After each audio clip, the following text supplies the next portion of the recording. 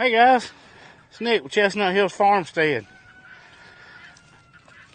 I promised you a story time.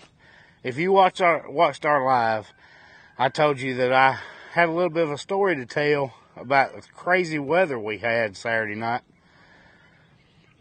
So stick around, because I'm going to keep that promise. Find out what I did for the first time in my life. First time in 47 years of dealing with tornadoes.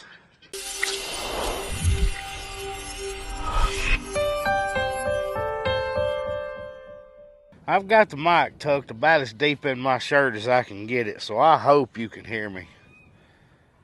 It is super windy out here today. Trying to get away from geese and guineas. I'm really thinking about eating a couple of these guineas. People have told me they're pretty good. Any of y'all eat guineas? God, they're noisy.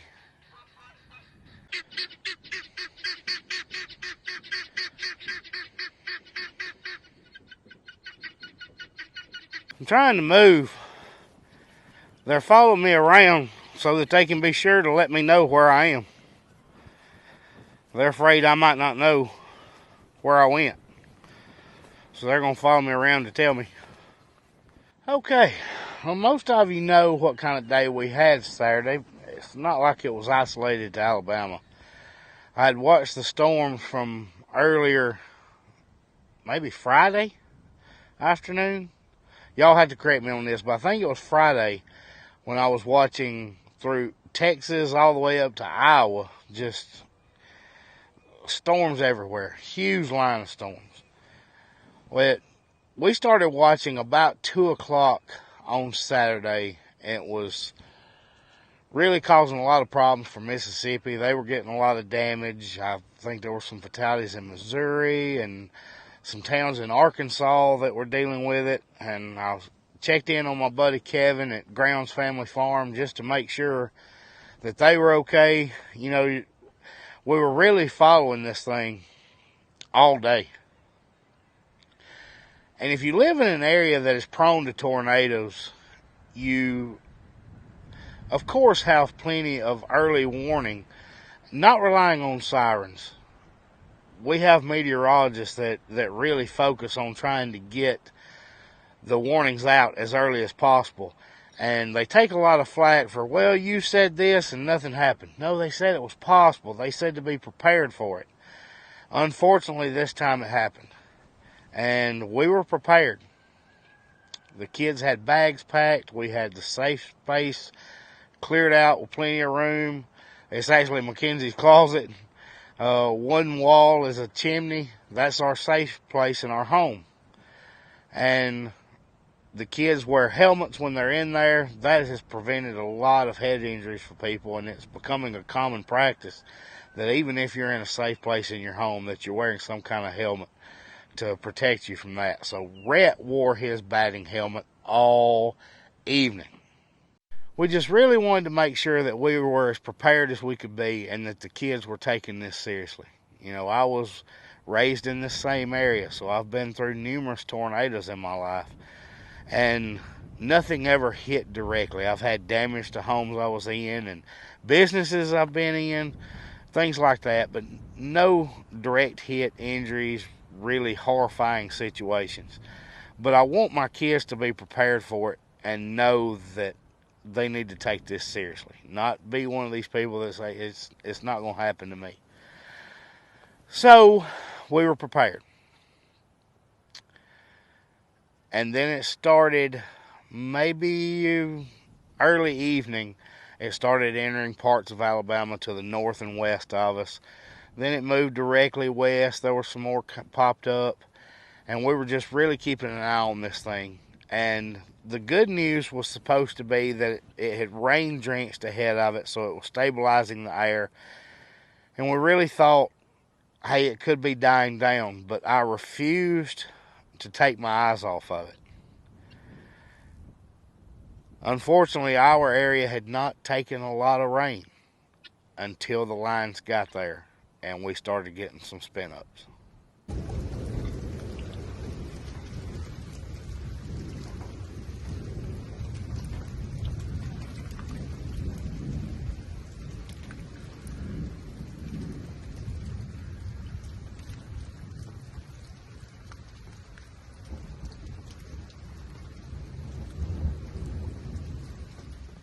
There's the newest tornado warning. It's going just to the north and west of us. The community where the tornado was spotted is just a few miles that way. Pretty impressive light show tonight.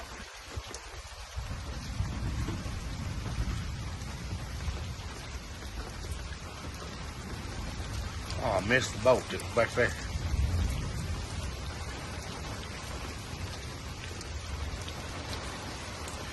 It's probably not very good video, but I'm doing what I can.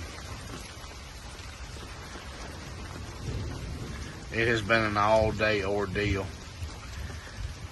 We're praying for people in Mississippi that got hit really hard. I think it was called Tylertown, Mississippi. We've had lots of damage in Gordo, Alabama. They had some injuries in Sipsey, Alabama. Those are between us and where Judy at Sneed's lives in Walker County.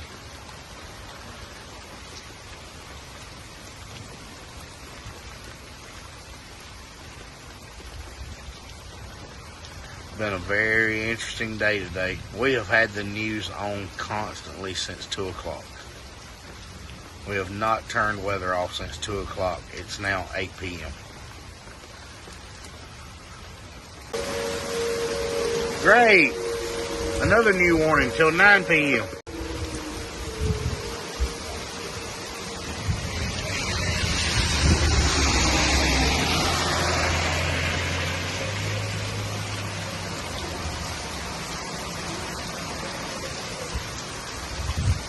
I don't know if y'all can hear that over the rain. It's our tornado warning sirens. We just got another one. This one is further south, which means it's aiming directly at us. Passing over Cog Hill and headed our direction. That warning should expire about 9 p.m. It's now about 8:20. So they're continuing to spin up. We'll keep you updated. Well, as soon as one expires, we'll get another one. This one is saying it's going to be a warning until 9:30. The first warning, actually the second, the warning I told you about a few minutes ago, about the time they canceled it, this one spun up. And we were about to head to the farm because it was showing that we had 68 to 70 mile per hour wind in that area, but probably fixing to put the kids back in the closet and sit tight for a few minutes.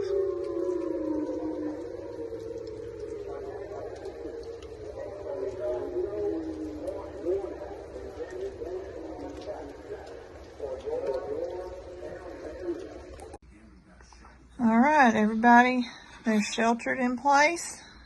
In the closet. It's okay. Sheltered in place in the closet. It's the central room with no windows. And this wall is butted up to a chimney. They got their helmets on. Ready to ride it out. We just kept getting warning after warning. As soon as one would expire, we would have another one pop up in a little bit different area. And you really have to track how those things are moving and pay attention. Well, on the third one, I was in contact with one of my buddies. I was, of course, talking to Jason over at Cog Hill because he was between the area they were popping up and us. And both replies I got, it's a monster.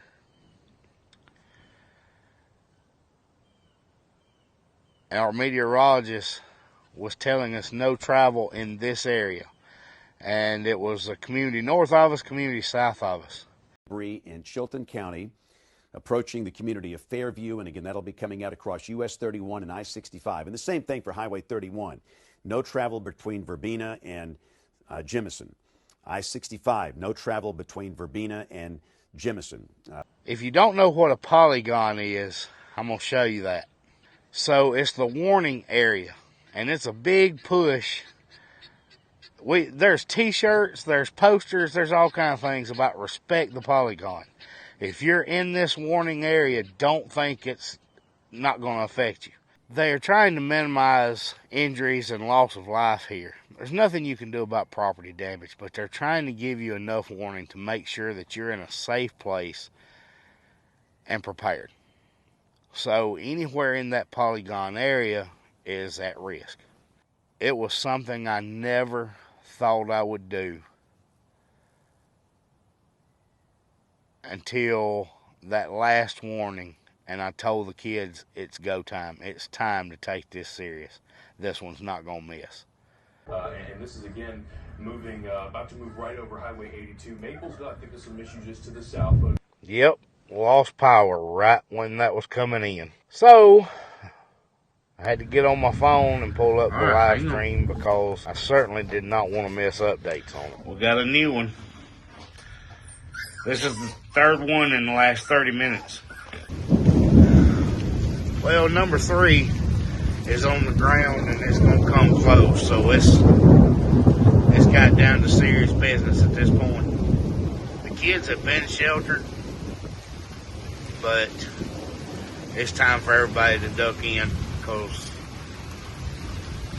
this is going to be legit this time. And when I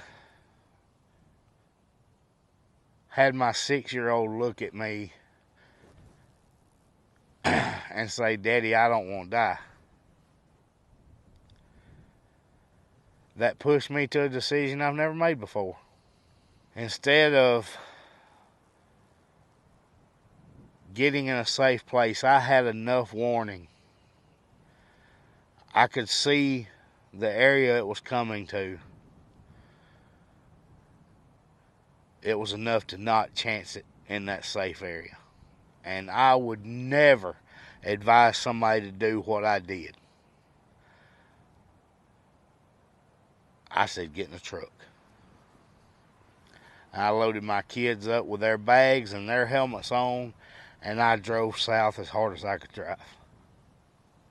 This storm that's now been shown to have been an EF3, which is by no means the biggest anybody's dealt with, but that's a monster storm.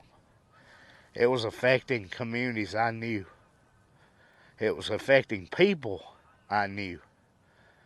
And it was headed northeast toward us. And if it's headed northeast, I took off southeast. Because I knew I could get out of the line of it. At least I was hoping I could. But I did not want to risk relying on a closet in a very old house. One wall of it's a chimney, but I wasn't willing to risk basing my kid's life on a closet. So I did the one thing I could do where I had what I felt like was the best chance of getting out of the way of this thing. There's no basement in my house. There are plenty of public shelters around us, and I was headed toward one of them. But I wanted to get out of that path of that storm. And I'm glad we did.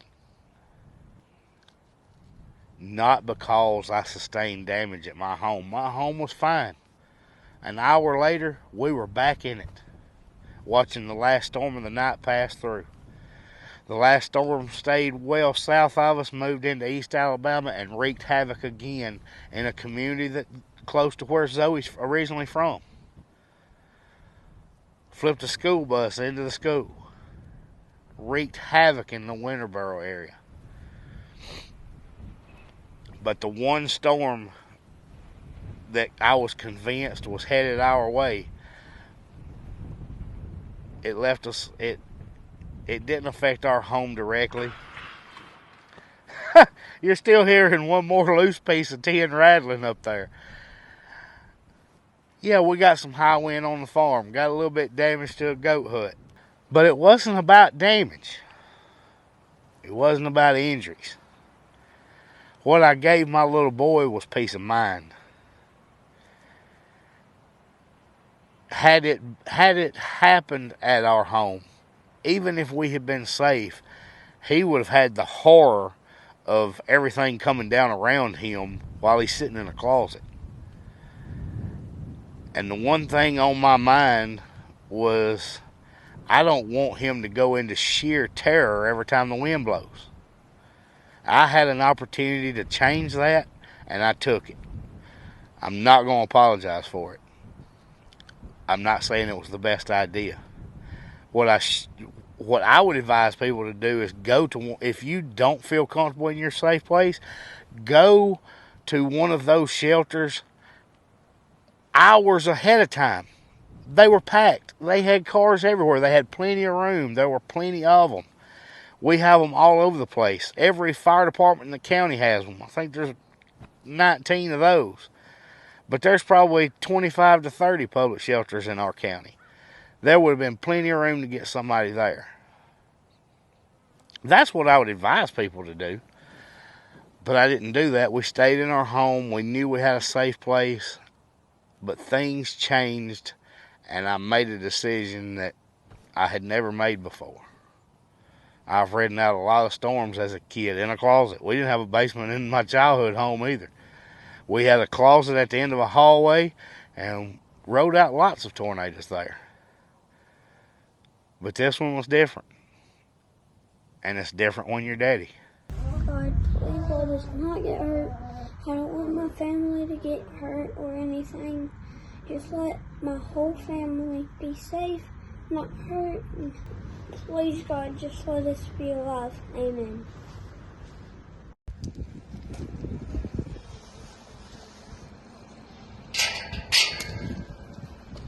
Here it goes. Check these first. Yeah, we're right through there. Check these. There'll be a chance we're going to go all the way around and check these. Well, these boxes are good.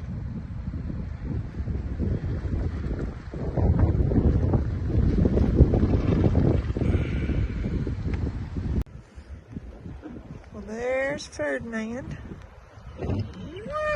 Yeah, I hear you, buddy. There's Bruno and Cinco. They look like they're okay. Naturally, they didn't get out of the weather. Or they might have. They might have just walked back down. They got geese out. Yeah. Let's see. There's some in the little hut. There's a goat.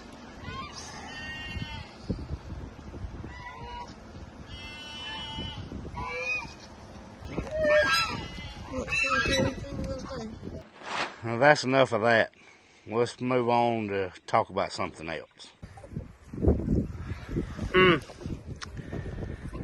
Top of the goat hut didn't fare too well, huh? It's like got 3 pieces missing.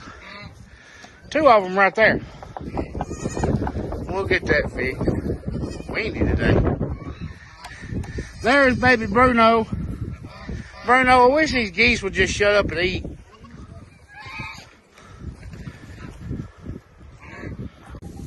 I gotta get that up before somebody gets hurt on it. Time to unload some more feed. We got everything unloaded at the other farm. So, all these are doing just fine too. Jack, Mary and Pixie Dixie, the alpacas. Let me show you what they did the other night during the storm. Check pasture. They all up in the trees. Here. I see donkeys up in the trees. Okay, it looks like we've got donkeys right there. We got 1 alpaca, 2 alpacas, 3 alpacas. Well, guys, you've got an update on everybody. All the animals are good. We're good. Most importantly, our family's safe, and a little bit of minor damage on some sheet metal. We can deal with that later. We appreciate all your texts and calls and messages and emails. lots of comments asking. We were a little bit behind getting updates on everybody, and there was a lot of people really concerned, and we really appreciate that. That means a lot. And we don't want to end this on a sad note. Zoe had a little bit of an errand to run today. Let me show you what she was up to before we get out of here. Well, hey guys, it's that time of year again. I am headed to the local school, and they have been preparing to hatch eggs. Their eggs are expected to hatch in about 2 days. So, Chestnut Hills, for the last 2 years, has provided all of their brooding equipment and shown the kids how to take care of the baby chicks. So, here we are, doing it for the 3rd year. So, we've got a brooder system and shavings and food and electrolytes and waters and feeders and all the things that they're going to need. So, let's go to school and show these kids all about taking care of baby chicks. Why are you not wearing green today? My mom didn't tell me because my mom never gets any texts. Well, my goodness, it's been St. Patrick's Day for like 800 years. I forgot it. Where's your green? I'm not, you don't know that. What if I put on green toenail polish or something? It's kind of short, Zoe. It was kind of short. We thought it was best to not show all of it because there is potential for some foster kids or kids who don't have permission to be filmed.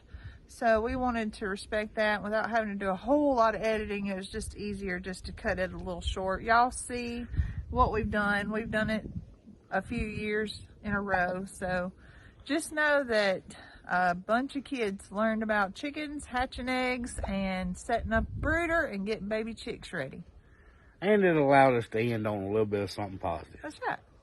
Guys, thank you for being with us. We appreciate you. If you are just joining us, we hope you stick around, and we'll see you next time on Chestnut Hills Farmstead. Bye, guys.